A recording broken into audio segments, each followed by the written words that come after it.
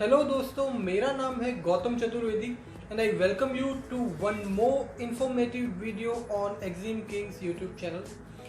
दोस्तों, हम टाइमली आपके लिए बहुत से इंफॉर्मेटिव वीडियोस लाते रहते हैं। जिस तरह की हमारे पास क्वेरीज आती है आप लोगों की तरफ से, उसी टॉपिक पे हम वीडियोस बनाते हैं। रिसेंटली दोस्तों, पिछले कुछ दिन में हमारे पास जो क्वेरी आ रही है वो ये आ रही है कि न्यू एक्सपोर्टर या ऑलरेडी जो मार्केट में पिछले कुछ सालों से एक्सपोर्ट कर भी रहे हैं, उन सभी तरह के क्लाइंट से हमें एक ही तरह की क्वेरी आ रही है कि जो भी फ्रेट होता है वेसल का, जो आपकी शिप रहती है जिससे कंटेनर जा रहा है, तो उसका जो फ्रेट है वो आपको बहुत ही बढ़ा हुआ मिल रहा है। जो कंटेनर है उसके फ्रेट भी बहुत इंक्रीज हो गए हैं। और अगर इस कॉम्पिटिटिव मार्केट में डील करने के लिए आप एक हाई रेट पे कंटेनर बुक कर भी लेते हैं, एक हाई रेट पे वेसल आप बुक करना भी चाहते हैं, तो भी आपको उस वेसल पे अवेलेबिलिटी नहीं मिल रही स्पेस की। जिस डेट पे आप भेजना चाह रहे हो अपना माल, उस डेट पे आप भेज नहीं पा रहे।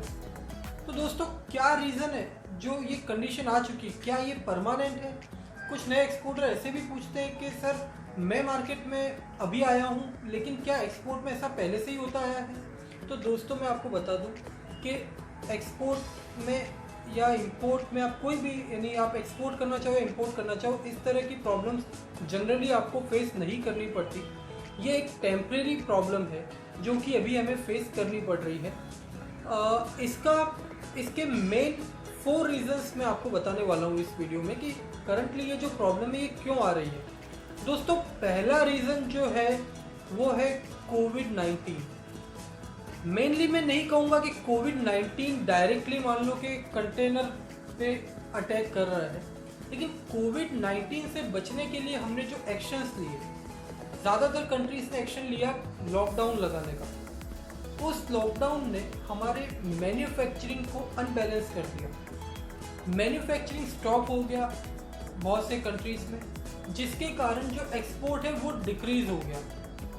एक्सपोर्ट डिक्रीज होने के कारण जो शिपिंग कंपनीज है उन्होंने अपने वेसल के नंबर कम कर दिए। अगर मान लो इंडिया से USA per month 1 lakh container जा रहे हैं, उसकी जगह अगर 20,000 कंटेनर ही जाएंगे तो शिपिंग कंपनी उतने ही वेसल तो नहीं चलाने वाली, वो भी अपने जो वेसल है, जो शिप्स है, उनका नंबर कम कर देगी क्योंकि उसका वॉल्यूम कम है।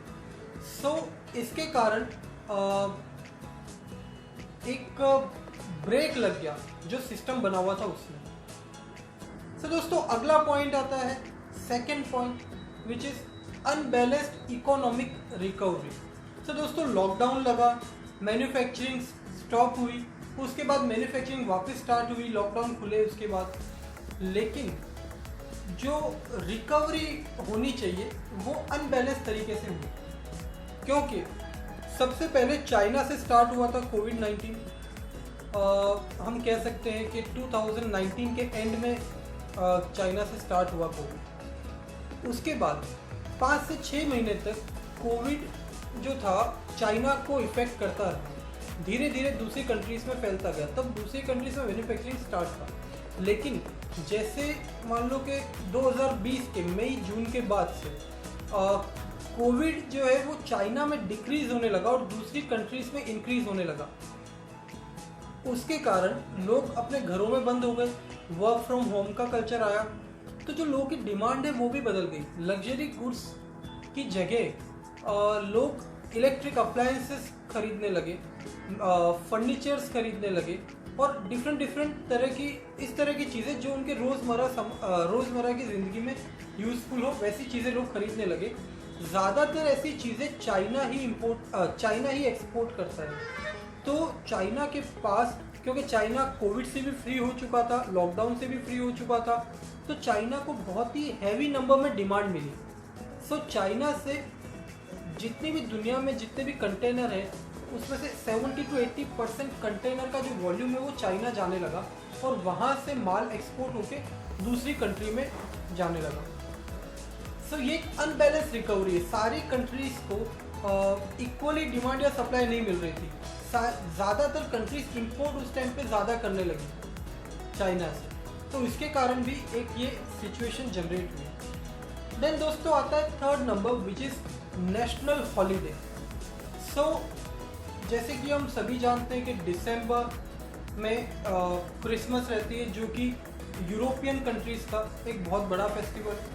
और इन 2020 दिसंबर तब तक यूरोपियन कंट्रीज़ में भी कोविड कहीं कुछ एक मात्रा में थोड़ा थोड़ा कंट्रोल में आने लगा था।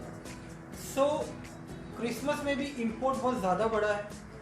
इसके कारण चाइना से एक्सपोर्ट बहुत ज़्यादा हुआ इन सभी कंट्रीज़ में, और वो कंट्रीज़ में मैन्युफैक्चरिंग बंद था, वो एक्सपोर्ट कर नहीं रही। तो जितने भी कंटेनर उन पर्टिकुलर कंट्रीज़ के पोर्ट पे गए वो वहीं स्टक होके रह गए, क्योंकि खाली कंटेनर तो कोई भी शिपिंग कंपनी ट्रांसफ़र नहीं करेगी किसी कंट्री में। तो उसके कारण जो कंटेनर है वो स्टक्ड अप हो गए, और ये नेशनल हॉलीडेज़ ने भी इफ़ेक्ट किया कंटेनर के फ्रेट्स को और वेसल के फ्रेट्स को। देन दोस्तों आता है फोर्थ नंबर पे lack of manpower. So corona के कारण अलग अलग जगह लॉकडाउन रहे, मैन पावर की अवेलेबिलिटी भी कम रही। इसके कारण हुआ क्या दोस्तों कि अगर मान लो किसी भी पोर्ट के ऊपर कोई कंटेनर जाता है तो उसका क्लियरिंग और उसे फ्री कर दिया जाता है, ओवरऑल सारी प्रोसेस है विद इन 1 और 2 डेज, जो कि मैक्सिमम टाइम रहता है। लेकिन मैन पावर की अवेलेबिलिटी कम होने के कारण बहुत सी प्रोसेस में टाइम लगने लगा, जिसके कारण जो 2 दिन की प्रोसेस होती है वो 10 से 15 दिन 20 दिन तक लेने लगी। इसके कारण जो कंटेनर है वो पोर्ट पे ही पड़े रह रहे हैं, उनके वेयर हाउस में पड़े रह रहे हैं। सो ओवरऑल दोस्तों कहने का मतलब ये है कि ये जो भी सिचुएशन है उसे नॉर्मलाइज होने में थोड़ा वक्त लगेगा। सो दोस्तों इस सिचुएशन में आपको क्या करना चाहिए कि आप सक्सेसफुली डील कर पाए और इस पेंडेमिक में फाइट कर पाए, इस पेंडेमिक के अगेंस्ट, और अपना एक्सपोर्ट बिजनेस भी इंक्रीज कर पाए। तो इसके लिए फर्स्ट ऑफ ऑल तो आपको जो आपका प्रोक्यूरमेंट है वो बहुत ही अच्छे से प्लान करना है कि माल आप कौन सी पार्टी से लेने वाले हो, उस पार्टी के वहाँ से आपको किस हिसाब से मान लो कंटेनर बुकिंग करना है, कौन से पोर्ट से आपको माल भेजना है। दूसरी बात, आपको अपनी डेट के लिए स्पेसिफिक रहना है। मान लो कि आपको कंटेनर जब भी आपको भेजना है उसके 10-15 दिन पहले से ही आप उसकी बुकिंग कर लीजिए, क्योंकि कंटेनर की डिमांड आज के टाइम पे बहुत ज़्यादा है। तो लास्ट टाइम रश में ना फंसे। और आपका जो CHA होता है, कस्टम हाउस एजेंट, वो एक ऐसा एजेंट होना चाहिए जो कि एक्सपीरियंस्ड है इस फील्ड में और शिपिंग लाइन के साथ जुड़ा हुआ है लंबे वक्त से, और जो आपको डायरेक्ट शिपिंग लाइन से कनेक्ट करा सकता है, डायरेक्ट शिपिंग लाइन से आपको रेट लेके दे सकता है। क्योंकि अगर आप किसी ऐसे CHA से कनेक्ट हो या ऐसे किसी फ्रेट फॉरवर्डर से कनेक्ट हो जो कि एक दूसरे बड़े CHA के थ्रू बुकिंग कर रहा है और वो CHA किसी और के थ्रू बुकिंग कर रहा है और देन बाद में वो शिपिंग लाइन से कनेक्ट हो रहा है, सो ओवरऑल बीच में जितने लेवल्स रहेंगे आपको रेट और ज़्यादा पड़ने वाला है, जो कि एक रूल है किसी भी बिजनेस का। सो कनेक्ट रहिए एक ऐसे CHA के साथ जो कि डायरेक्ट शिपिंग लाइन के साथ कनेक्टेड हो।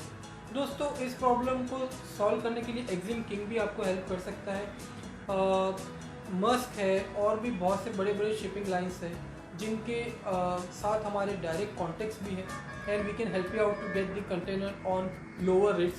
सो आप हमें भी कांटेक्ट कर सकते हैं, you can contact us on our helpline. So दोस्तों we are with you in this tough times, so stay connected to stay updated about all the news of export import. Thank you so much, have a nice day.